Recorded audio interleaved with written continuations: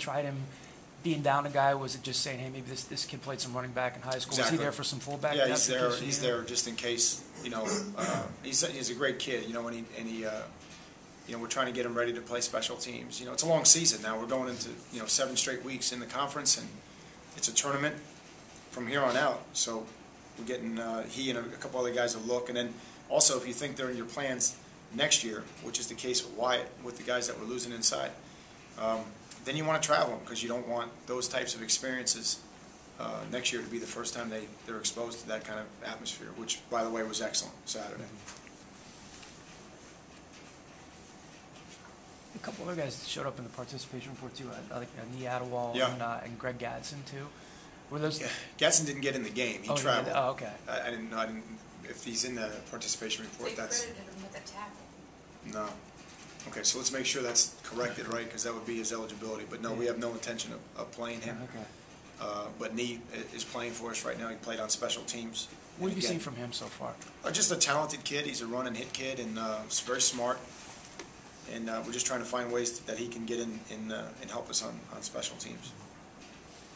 Assuming the line had a good game at Army. The line had probably their best game, and it's because they trusted each other, they trusted the coaching staff, and they just stayed with the scheme. They didn't try to make anything up. And then, of course, the running back ran really hard. But I was pleased with the way they blocked. It was a very difficult front. I'm trying to make it easy for you, but there's a lot of different fronts that Army gives, and there's a lot of movement and a lot of different slants and angles and pressures and everything. And we did a good job just staying square and picking up some things and creating some holes. And then once we got Matt to the second level, he made some things happen. And ultimately, the running game opened up the play action. What's it do to a team when you're down 15 on the road like that and able to come back and win a game? What does that mean long term in your process? Well, I mean, there's going to be games here, and it might be Saturday where that may be the case again, and the stakes are going to be higher now because I'm not going to say it's single elimination because that's very seldom been the case, but it was single elimination last year. But so all these games take on extra meaning, extra value. So they have confidence now that they can win in the fourth quarter, and now they have confidence that they can win on the road down by 15. That was, like I said, that was a tough spot because you're talking about a 10-minute drive. What if they went on a 10-minute drive right there the next time they got the ball?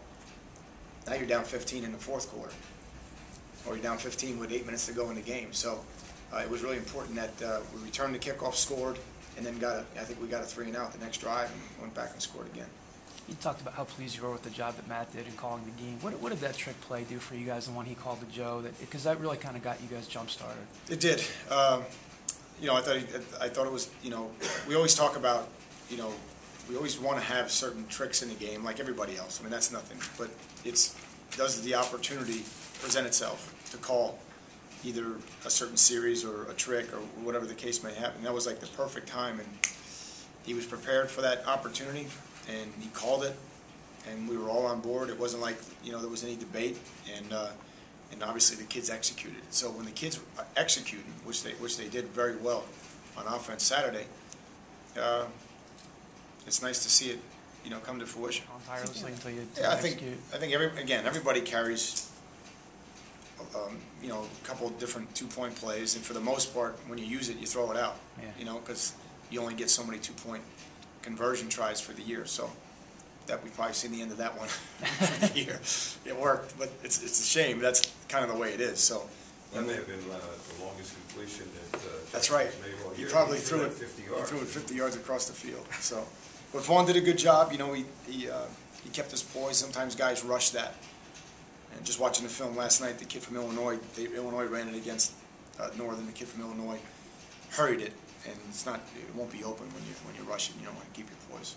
Peanut Joseph really seems to have come into his own in the middle. That was a job that Stephen Johnson had as a starter, and then did it just take a little bit of time for him to get used to play in the middle and the competition bringing the best out in him? Or? I think the difference right now with Peanut Joseph is his mental toughness and his conditioning, to be quite honest with you. His mental toughness and conditioning is the best it's been in his career.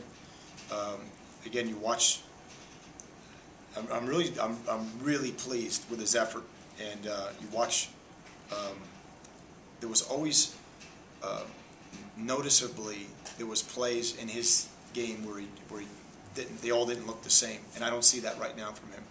And in fairness to him and a lot of our other players, there's guys on the team now taking those special teams roles where they had to do everything, and now we have a lot more players bearing the burden of the whole team, as opposed to those guys just taking every rep and then getting worn down at the end of games or getting worn down at the end of the season. So he's fresh right now. He's playing fast. He's very confident, and I think he's in very good condition. So hopefully that will pay dividends for us down the stretch. Did he respond to the Johnson's competition? Sure. Early in the year? Sure. I mean, Because Stephen was leading the league, leading the team in tackles, I he think, got off to a flying start. after 3 or 4 games. But I think he's responded now, and clearly he's a physical player and a playmaker, and we're better there for it. We're better with those guys. Peanut Camaro and Steven, and hopefully Marcus Green and those guys will keep coming along.